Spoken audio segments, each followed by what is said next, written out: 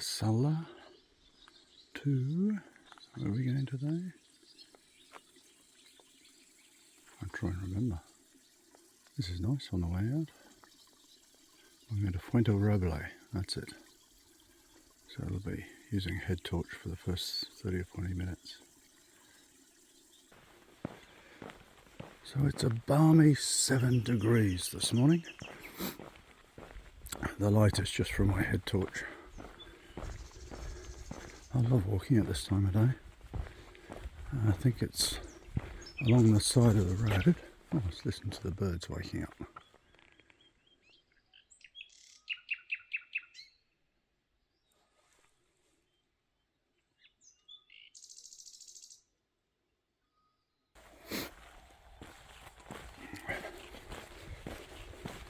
It's probably not easy to see on the video, but I was just going to show you that it is quite easy to walk at night with a head torch. I've actually got my torch on medium setting at the moment, so it can go a lot brighter than this, but I just couldn't remember when I last charged it, so I don't want it to run out. This medium setting's fine. I'm walking on a farm track with a few rocks and things on it, and I can see fine. Just up ahead is the road that we're going to cross, and then we continue on another track like this. That's very easy to walk in the dark like this. Oh, an arrow. And just further back down the track there was some people camping. We've seen them before. I think I saw them in Galisteo. They have a big 4-wheel drive truck that's converted to a camper. Oh no, this is always interesting in the dark. Crossing water. Looks like we go over here. Let's see if I can do this without dropping the camera. There we go. Easy. And then we're crossing the road. Oh, there's a big town over there. Can you see the lights? I don't know what that is. That's where we've just come from. La Calzada de Bejar. And we'll have a look for an arrow on the opposite side. And of course, when I put the camera down, I'll do a quick check of the app. Yep, there we go. Oh, it's a good walking surface. Should make good time. A little bit of dawn coming up just over there. Can't see it on the camera.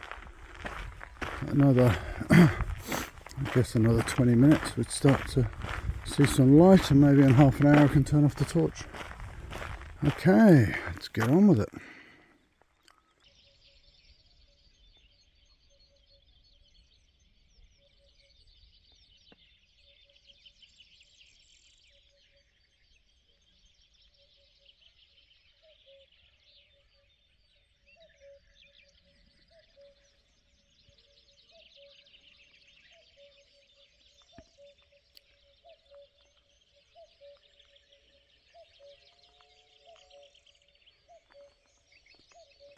This is one of the old Roman milestones. So we're on an old Roman road here. And this little thing tells us it's the Malaria in la Milla 142, which it's the 142 mile marker, and that would be north from Merida, because that was the major Roman city in these parts.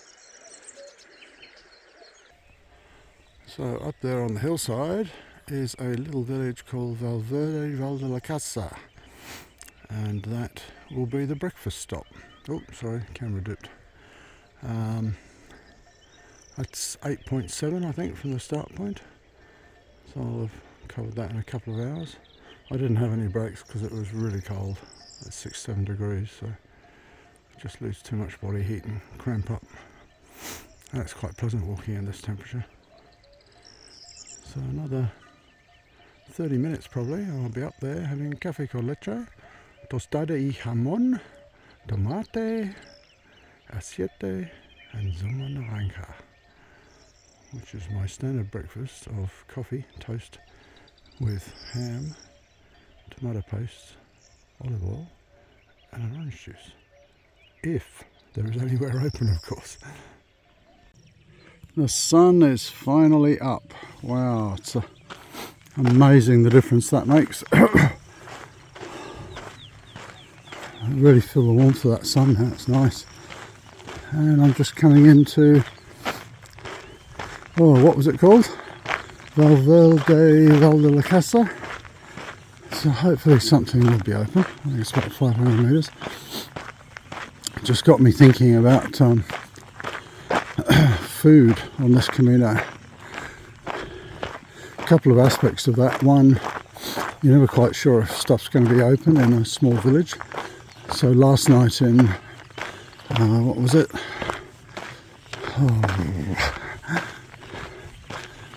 La Calzada de Bejar.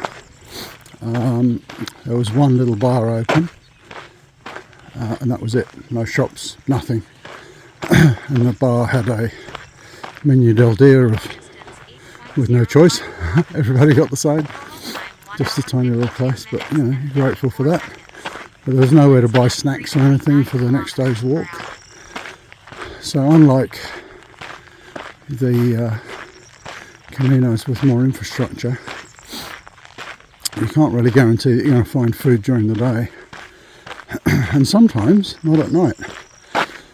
I've come into a village not realising it was a Sunday and you find all the shops are closed, but I've been able to make do. Usually find something.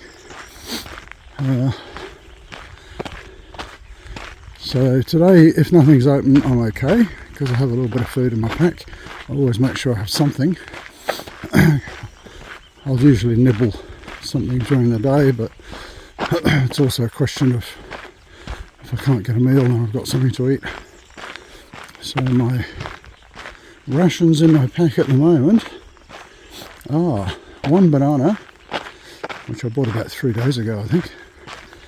I have a packet of nuts and raisins that I make up myself. So it's a small bag of peanuts and a small bag of raisins. I've got about half of that left. And I have a croissant that I bought off the baker van yesterday. So that's more than enough to keep me going through the day. But if the bar up here is open, then I'll be able to get something. Oh, I had a croissant for breakfast before we left because the bar didn't serve breakfast till 7 and I wanted to get away early, so I was on the road by 6:30. So I had another croissant just to give me something to start. Planning to get a proper breakfast here in this village, but if there isn't, that's alright. I've got some stuff to nibble on until I get to Fuenterroble, and then who knows what will be open there. But staying at the albergue there at Fuenterroble, I know they have a communal dinner, so I know I'll get a dinner in at least anyway. Alright, we have a junction just before Valdelacasa. Trying to remember, some of these names get a bit complicated. That's quite often you'll see that. I don't know if you can see it on the post, but at the base of that post there's a cross. Don't go that way. And on this one there's an arrow. So I think we can safely assume this is the way. Alright, camera off and let's get into the village. Gee, my hands are cold, I can hardly operate this. So here we are in Valdelacasa, and let's hope there's a bar open that does breakfast, or at least coffee. There's an albergue here, a couple of American guys I've met were staying here last night. The chances are there should be a bar that's open. Very sleepy little place, like a lot of these small villages. What do you reckon? Am I going to find something open? A house for sale. What's on for sale around here?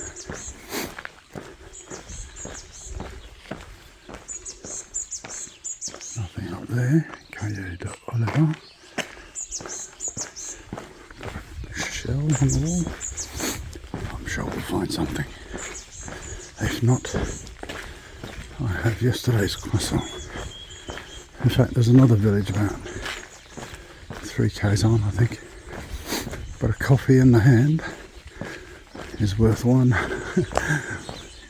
in a village that you don't know if it's open or not. Oh, that's a nice church, isn't it? I haven't found any churches open yet. A couple of cathedrals, that was all. Is that one open?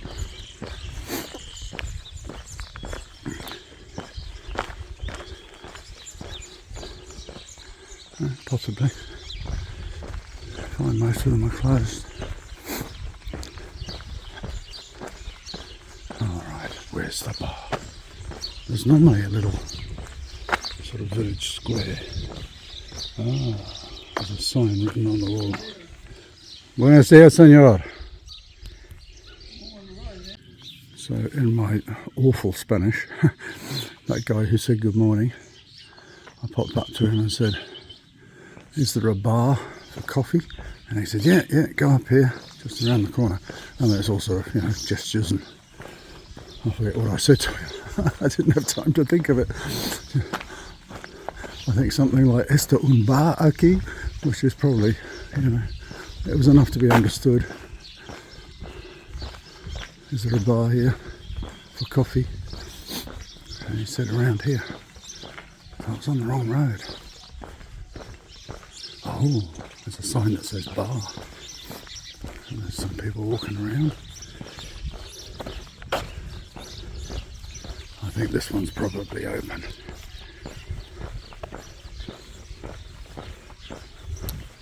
Just a bit hesitant to be filming when people are walking around. Maybe they don't like being filmed.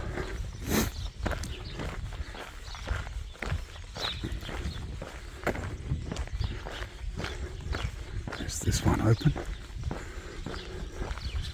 There's chairs outside. Yeah, maybe it's open, eh? And the dogs, of course. Yeah. It's a German Shepherd, isn't it? Oh, this one's out. See the one up there? That's a Spanish Mastiff, I think. So, he doesn't like me being here. I'm going to turn the camera off and get in the bar. I'll look at him close up. You see him there? Yeah. So indeed the bar was open, and there was a pilgrim here from the Albergue last night, Andreas. Fairly typical little village bar. TV's a bit noisy. So yeah, I'm able to get my standard breakfast. Coffee, toast and jamon. He's got a few chocolate bars. Funnily enough, on the left of the counter just up there, there's lots of tins of sardines and bacalao, which is cod. It's the kind of stuff that pilgrims buy. There we go, coffee's coming on. Well, that was a very nice bar in Valdelacasa. Good value breakfast too. Just to give you an idea, I had a coffee, toast with ham and cheese and tomato paste. I had an orange juice, freshly squeezed, and I had 2 Kit Kats, and that was $6.80. Hello, pussycat. See a cat down there. Psst, psst, psst. I'm generally finding about €5 for breakfast. It's pretty standard for coffee, orange juice, and toast with ham. Hello. You're a nice looking pussycat, aren't you? Keep away from those dogs over there. He's still there. I shall put the camera away because I'm going to head out of town, and that big dog is sitting over there. He's going to start up in a minute, I'm sure. Let's see.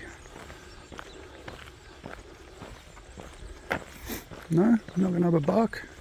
Not doing your job.